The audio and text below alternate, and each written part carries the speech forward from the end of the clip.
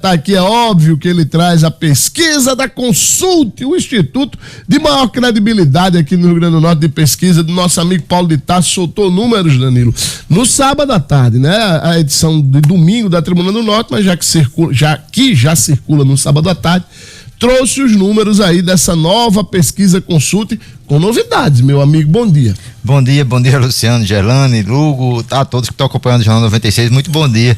De fato, Luciano, pesquisa importante que mostra, né, um retrato desse cenário aí, finalizando agosto, né, comecinho de setembro, dessa corrida eleitoral do Rio Grande do Norte aqui para 2026, e o Instituto Consulte mostra um cenário imprevisível aí para 2026, né, mostra uma perspectiva, inclusive, de aproximação aí de pontos, né, entre o atual líder, o prefeito de Mossoró, Alisson Bezerra, de mais uma vez liderando as pesquisas, mas agora somente 4,7 pontos à frente do senador Rogério Marinho, né, que vem ali se aproximando cada vez mais aí do moçoroense. Já a gente traz os números exatamente dessa disputa, quando tira Rogério, né, quando entra aí o ex-prefeito Álvaro Dias, é um outro cenário avaliado.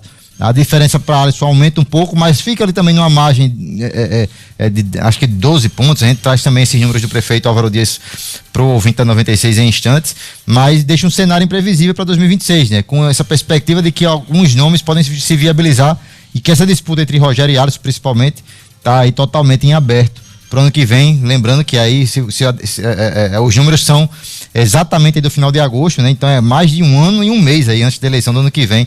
Tem tempo suficiente para muita coisa acontecer na política do Estado. Agora, o cenário de imprevisibilidade, Luciano, é apenas na questão da disputa para o governo, né? Porque para o Senado, a consulta é mais uma que dá um amplo favoritismo para o senador Stilson Valentim. E eu até já cantei essa pedra aqui outras vezes, em outras pesquisas. A diferença de Stilson é tão grande ali no primeiro voto, principalmente, que ele acaba atrapalhando a análise do segundo voto, ao ponto em que o segundo, terceiro e quarto nome na disputa estão em empate técnico, né? A gente vê nessa pesquisa veio uma ligeira vantagem para a senadora Zenaide Maia, hein? Zenaide Maia na frente de Fátima Bezerra, depois surge Fátima e Álvaro em praticamente ali um ponto de diferença de cada um, num equilíbrio ali impressionante. É exatamente essa imprevisibilidade que causa, né, essa quantidade enorme de votos que Stilson tem obtido nas pesquisas no primeiro voto, tá, gente? Lembrar que ano que vem são 2 senadores e cada eleitor vai ter direito a escolher 2 senadores aí para votar nas urnas. Então, é um cenário totalmente aí imprevisível para o governo do Estado, né? Hoje aí com 2 nomes principalmente polarizando aí, né?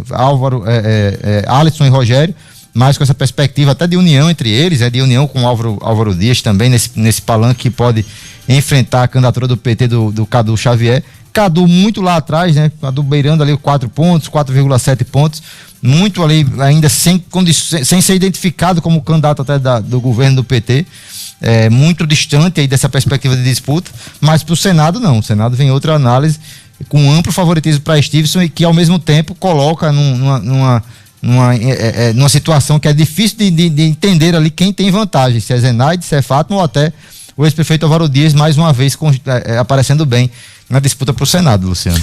Você disse aí essa questão da posição do segundo voto para o Senado, né? E até no contexto do voto para o governo, Danilo, eu acho que o maior recado, a gente vai falar mais sobre isso daqui a pouco, mas eu acho que o maior recado que a pesquisa da Consulta traz no final de semana é que a direita só não leva tudo se não quiser, né? Porque os 2 candidatos que estão liderando para o governo, em tese, são dois candidatos que deverão estar no mesmo palanque, né? É o que se espera, Alisson e Rogério Marinho. Isso se espera que eles estejam no mesmo palanque. E no caso do Senado, Danilo, quando você vai para o segundo voto, realmente a senadora Zenaide lidera. Porém, lidera não, ela está à frente de Fátima e de Álvaro. Mas quando você soma primeiro e segundo voto, Danilo, tem um empate técnico entre os três.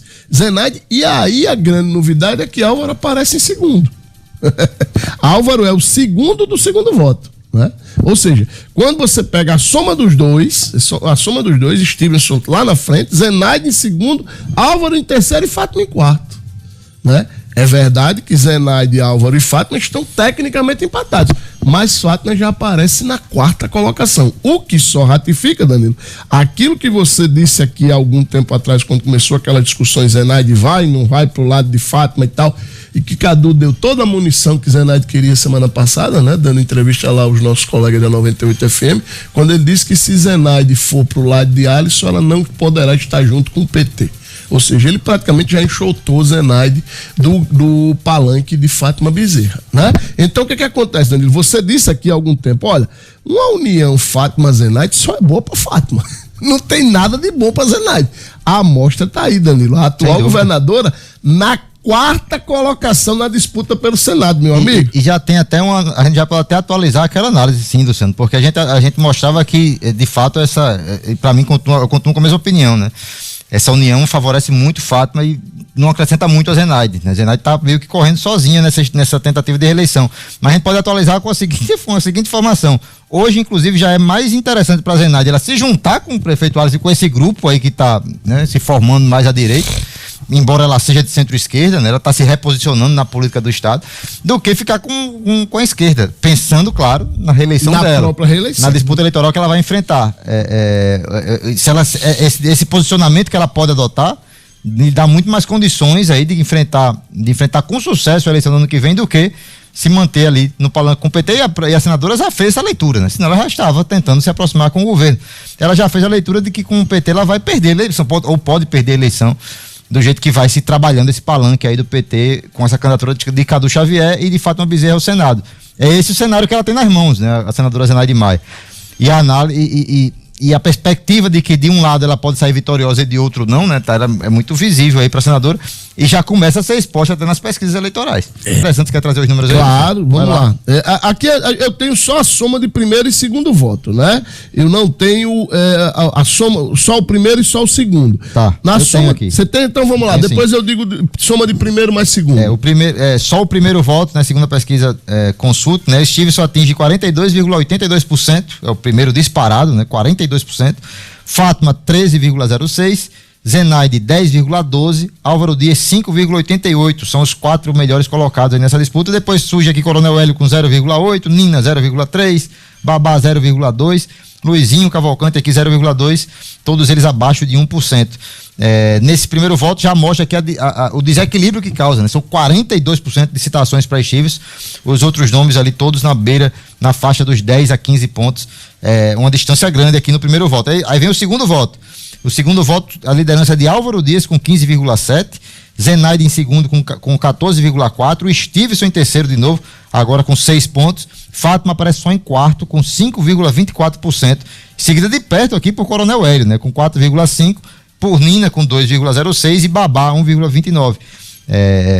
Para o segundo voto é o que torna o cenário para a Fátima muito complicado. Exatamente. Aí vem a soma dos dois. Aí quando você soma os dois votos, aí a gente tem Stevenson Valentim com 24,41%, em segundo lugar Zenaide Maia com 12%, ou seja, metade do que Stevenson tem, Álvaro Dias em terceiro com 10,8% e Fátima em quarto com 9,15%. Coronel Hélio é o quinto com 2,7%, Nina com 1,21% a sexta e Babá é o sétimo com 0,79%. Danilo, ou seja, quando somam os dois votos, a governadora Fátima Bezerra está atrás, inclusive, de Álvaro Dias.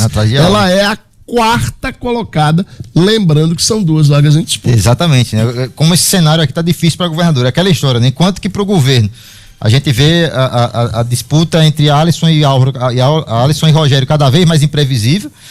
Para o Senado há um largo favoritismo para Estives e uma dificuldade muito grande para Fátima, né?